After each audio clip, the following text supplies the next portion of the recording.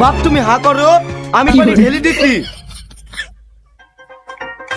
বাপ গলার ভাত নামলো, পানি দিলে তো নামবে। পানি দিতে তো মিথ্যে কথা বলছো, আরেকবার হা করো।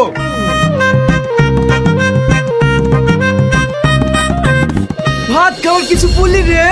এই বাড়িতে খেতে খুব পানি পাসিনি, পায়খানা ফিরতে খুব পানি পাসিনি, এই বাড়িতে আর জীবনে আসবো না। বাপ তুমি ঠিকই বলেছো, যেভাবে পানির আকার লেগেছে না আসাই ভালো। ঠিক আছে তাই যাচ্ছি। বাপ একটু হাতে যাচ্ছ যে, হাতটা ধুয়ে যাও। হাত ধুই যাবে মানে? ও তো বাড়ি গেছে, একবারে বাড়ি গিয়ে ঢোবে। যাও বাপ তুমি বাড়ি যাও, আবার যদি বলে পানি ওঠে তখন বেড়াইতে আসো। আব্বা তুমি তো খুব পানির হিসাব করছো, ওদিকে তোমার কত বড় ক্ষতি হয়েছে তুমি জানো? কেন রে কি হয়েছে? কাউরের পুকুরে তো পানি নাই, আমাদের পুকুরে পানি আছে বুঝলি, সবাই গা ধুতে নেমেছে। তাই নাকি? কার এত সাহস যে আমার পুকুরে গা ধুতে নেমেছে? চৌদিনে দেখি কি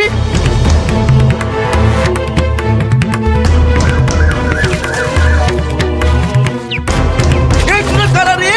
তাড়াতাড়ি ওঠ, নাহলে ঢাল ডিমের চোখ মুখ চুপ কান্না করে দেবো। ভাই ঢাল মারো না, ভাই ঢাল মারো না, আমরা উঠছি। এত বড় আসপদ্দা আমার পুকুরে এসে গা ধোয়া?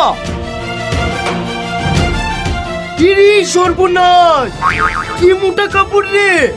তোরা যদি এইভাবে কাপড়ে করে পানি নিয়ে যায় তাহলে আমার পুকুরটা শুকিয়ে ডাঙ্গা হয়ে যাবে। ভাই আর কাপড় পরে গাড়িতে আসবো না, কাল থেকে নাইটি পরে আসবো। কিছু পরে আসতে হবে না, ভালো করে কাপড়ে পানি চেপে পুকুরে ছুঁয়ে দাও, তারপরে বাড়ি যাবা।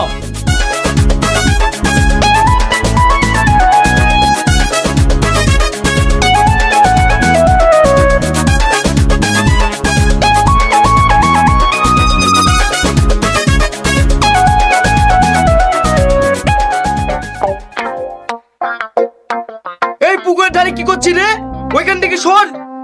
ভাই আমি 1 মাস ধরে গা ধুইনি, গা খুব গ্যাস করছে, তোমার পুকুরে একটু গা ধুতে দাও না। এই গা ধোয়া হবে না, তুই জানিস নি পানির খুব অভাব চলছে। ঠিক আছে ভাই গা ধোবো না, শুধু এই গামছাটা ভিজাতে দাও না, একটু গাটা মুছবো। আরে কিছু হবে না, এই পুকুরের কাছ থেকে সত্য। ভাই তোমার হাত ধরে বলছি, গামছাটা একটু ভিজাতে দাও।